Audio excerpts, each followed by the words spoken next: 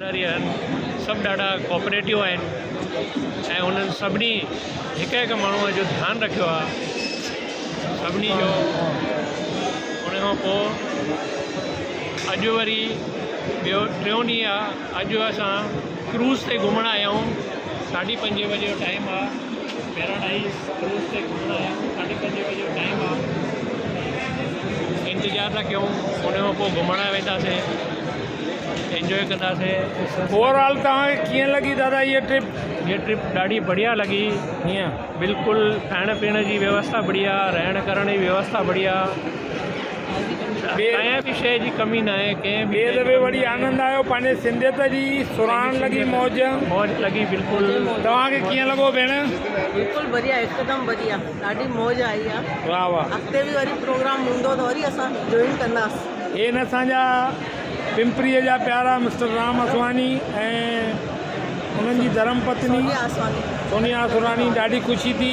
हे असांजे विच में ॿ माताऊं वेठियूं आहिनि अहमदाबाद जूं, जेके मुंहिंजे मासीअ जो पासो बि हुयो। मुंहिंजी माता खे कुझु शहर ॾाढा वणंदा, उज्जैन छो जो महादेव आहे, सोमनाथ महादेव आहे हुते, तीअं ई अहमदाबाद वणंदी हुअसि छो जो हुते भेनर हुयसि, सम्झो आहे। साॼियूं तव्हांजी ॿ भेनर सुठियूं आयल आहिनि। कीअं लॻी तव्हांखे इहा ट्रिप? बिल्कुलु बढ़िया भैया, आयोजन ॾाढो सुठो, रिसोर्ट बि ॾाढो सुठो जिते रहण जो कयो आहे। घुमण में बिल्कुलु आनंद आहे, परिवार जहिड़ो मज़ो आहे। ईअं अॻिते प्रोग्राम ठाहींदो त थी सघंदो त तव्हां सां जॉइन थींदा। माना बढ़िया। अहमदाबाद में हली वरी तव्हां मौज मचाईंदो माता रुक्मणी देवी जी। जी बिल्कुलु बिल्कुलु बढ़िया बढ़िया बढ़िया, मज़ो आहे। हे भाऊ ॾाढा भाॻनि वारी आई आहे, पर जेको भाऊ आहे हिननि जो अलाए काॾे विया दादा, होॾे वेठा आहिनि। हा, किथे होॾे अलॻि वेठा आहिनि।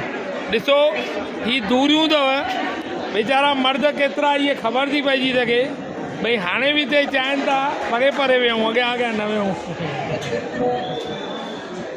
हे असांजे विच में नंढिड़ो बालक ऐं हुनजी ॾाॾीअ सां गॾु आयो आहे। सुहिणी हीअ बि फैमिली, थोरी असांजी दादी हीर, सभई प्रेमी हिते वेठा आहिनि। ललित भाई खिलवानी, ॿिया बि सुहिणा, करिश्मा रोहिड़ा सभिनीनि खे गाइड करे रही आहे।